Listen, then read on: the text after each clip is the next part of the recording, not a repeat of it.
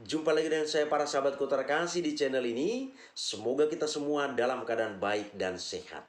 Para sahabatku terkasih, sesi ini saya mengajak kita untuk melihat bagaimana pandangan gereja Katolik terhadap perkawinan campur, demikian juga perkawinan beda agama. Sahabatku terkasih, seseorang ketika menginjak usia dewasa, maka orang tersebut sudah berpikir untuk membangun sebuah rumah tangga. Maka di sana kita lihat orang tersebut berusaha semaksimal mungkin untuk menemukan calon pendamping hidupnya yang tepat. Dipilihnya tapi dirasakannya atau dirasanya kurang tepat, maka dia berusaha untuk memilihnya lagi sampai akhirnya dia menemukan seorang calon pendamping yang menurutnya itu adalah orang yang tepat, yang akan mendampinginya dalam membangun sebuah rumah tangga. Karena apa? Kalau salah-salah pilih, maka ini akan berakibat fatal. Para sahabatku terkasih, dalam hal ini atau dalam hubungan dengan memilih calon pasangan hidup, Gereja Katolik juga mempunyai prinsip tersendiri terhadap umatnya atau terhadap orang-orang Katolik. Maka untuk lebih jelasnya tentang bagaimana pandangan Gereja Katolik tentang hal ini, saya mengajak kita untuk melihat ulasan berikut ini. Dikutip dari katoliksitas.org, perkawinan campur adalah perkawinan antara pihak yang dibaptis secara Katolik dengan pihak yang dibaptis di luar gereja Katolik. Artinya di sini orang-orang Kristen pada umumnya. Sementara itu, perkawinan beda agama adalah perkawinan antara pihak Katolik dengan yang non-Kristen, dalam hal ini yang tidak mengimani Kristus, demikian juga gerejanya. Nah, jika tidak ada izin dari pihak otoritas gereja, maka perkawinan campur dilarang oleh gereja. Demikian pula, jika tanpa dispensasi dari pihak otoritas gereja, maka perkawinan beda agama pun dilarang oleh gereja. Pertanyaan kita mungkin, siapa yang dimaksudkan dengan pihak otoritas gereja? Yang dimaksudkan dengan pihak otoritas gereja adalah Bapak Uskup sendiri. Sahabatku terkasih, jika kedua mempelai memintanya, izin dapat diberikan oleh keuskupan setempat jika keadaan berikut dipenuhi. Artinya di sini perkawinan atau pernikahan beda gereja dimungkinkan jika kedua belah pihak itu harus memperhatikan beberapa syarat atau ketentuan yang ada di dalam gereja Katolik. Pertama, pihak Katolik menyatakan akan tetap Katolik dan berusaha sekuat tenaga untuk membaptis dan mendidik anak-anaknya secara Katolik. Yang kedua, pihak yang non-Katolik mengetahui akan janji dan kewajiban pihak Katolik tentang hal ini. Dan yang ketiga, kedua belah pihak harus menerima pengajaran tentang maksud dan tujuan perkawinan. Dalam hal ini, Gereja Katolik mengingatkan kita agar tidak meremehkan masalah yang ditimbulkan oleh perkawinan campur. Sebab pasangan yang bersangkutan mempunyai resiko mengalami tragedi ketidaksatuan umat Kristen. Bahkan di jantung hati rumah tangga mereka itu sendiri. Para sahabatku terkasih, ini mungkin terjadi. Resiko akan terjadi. Kenapa? Antara gereja Katolik dengan gereja Kristen pada umumnya memiliki teologi yang berbeda. Kekayaan iman yang ada di dalam gereja Katolik tidak kita temukan juga di dalam gereja yang lain. Ajaran-ajaran iman Katolik itu berbeda dengan ajaran iman yang ada di dalam gereja Kristen pada umumnya. Karena apa? Memiliki teologi yang berbeda. Saya ambil satu contoh. Dalam gereja Katolik, Umat beriman Katolik begitu menghargai, menghormati, dan mencintai figur Bunda Maria.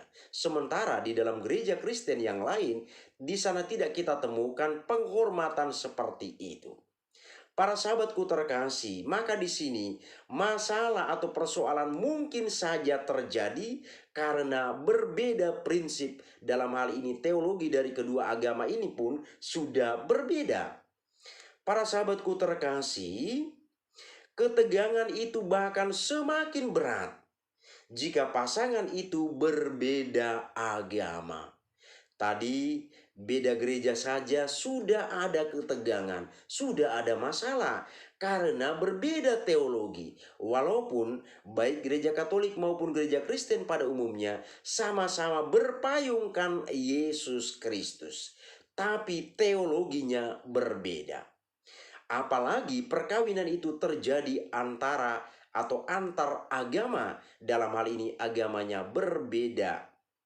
Maka kesulitan-kesulitan yang mungkin timbul adalah: pertama, kesulitan menghadapi makna perkawinan Kristiani dalam hidup sehari-hari. Kita lihat tentang perkawinan Kristiani. Begitu dalamnya makna perkawinan Katolik, yaitu menggambarkan kasih ilahi antara Kristus dengan gerejanya, akan sulit diterapkan oleh pihak yang tidak mengimani Kristus. Sebab suami harus mengasihi istrinya seperti Kristus mengasihi gerejanya, sampai mau menyerahkan nyawanya. Dan istri harus tunduk kepada suami, seperti gereja tunduk tanpa syarat kepada Kristus Yesus.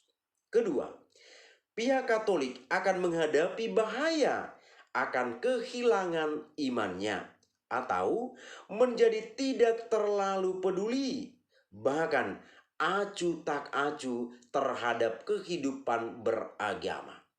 Yang ketiga, karena pendidikan iman Katolik kepada anak-anak cenderung terabaikan atau bahkan menjadi tidak mungkin dilakukan. Karena apa? Demi mengurangi ketegangan dalam keluarga. Ini pasti terjadi para sahabatku terkasih. Karena apa? Antara suami dan istri, mereka berdua ini terus berusaha untuk menyesuaikan diri satu dengan yang lain. Maka di sana mereka pun pasti akan memberikan perhatian yang sungguh yang serius akan hal ini. Kemudian iman anaknya ini ya kita yakinlah di sana bahwa memperhatikan hubungan atau membangun relasi antara suami dan istri sudah mengalami kesulitan karena berbeda agama, apalagi memperhatikan iman anaknya. Ini adalah hal yang mungkin saja terjadi karena perbedaan agama itu. Maka diharapkan oleh gereja Katolik di sini, seorang beriman Katolik ketika menemukan jodohnya juga adalah seorang Katolik. Kemudian yang keempat, pihak yang non-Katolik belum tentu berpegang teguh pada prinsip perkawinan yang tidak terceraikan. Pada perkawinan beda agama, pihak non-Kristen bahkan juga belum tentu berpegang teguh pada prinsip monogami. Para sahabatku terkasih, menarik sekali dalam gereja Katolik bahwa gereja Katolik itu mempunyai ciri atau sifat perkawinan.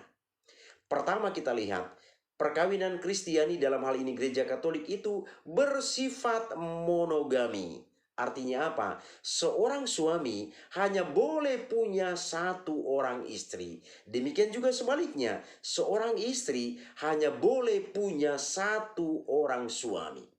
Kita ketahui di sana bahwa ada juga agama membenarkan adanya poligami.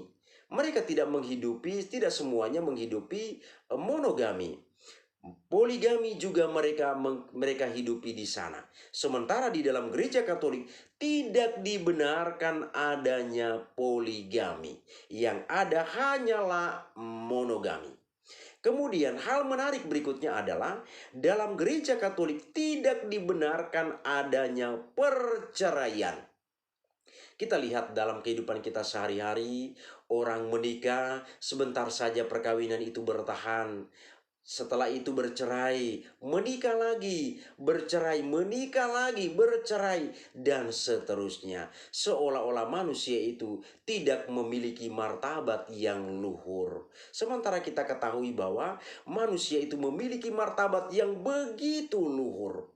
Jadi perkawinan itu seolah-olah sesuatu yang sebagai uji coba saja. Karena tidak bertahan untuk selamanya. Begitu marak terjadi perceraian, kita temukan dalam kehidupan sehari-hari. Dalam gereja Katolik tidak dibenarkan adanya perceraian. Seorang beriman Katolik baru boleh menikah lagi jika pasangannya sebelumnya itu meninggal dunia. Para sahabatku terkasih, berikut ini hal yang menarik juga bagi kita yang tentunya ini akan mendukung iman kita. Kita lihat pernyataan dari Santo Ambrosius tentang bagaimana perkawinan campur, demikian juga perkawinan beda agama. Nah, ini barangkali akan menjadi inspirasi yang baik bagi kita dalam menjalani kehidupan beriman kita. Beliau mengatakan demikian, hampir tidak ada yang lebih mematikan daripada menikah dengan seorang yang asing terhadap iman, di mana dikobarkan nafsu kedagingan, perselisihan, dan sakrilegi. Artinya di sana pelanggaran terhadap sesuatu yang kudus. Sebab upacara perkawinan harus dikuduskan dan diberkati oleh imam. Bagaimana dapat dikatakan sebagai upacara perkawinan ketika tidak ada persetujuan imam? Inilah kira-kira para sahabatku terkasih pernyataan dari Santo Ambrosius untuk kita. Semoga ini bermanfaat bagi kita. Terima kasih, Tuhan memberkati.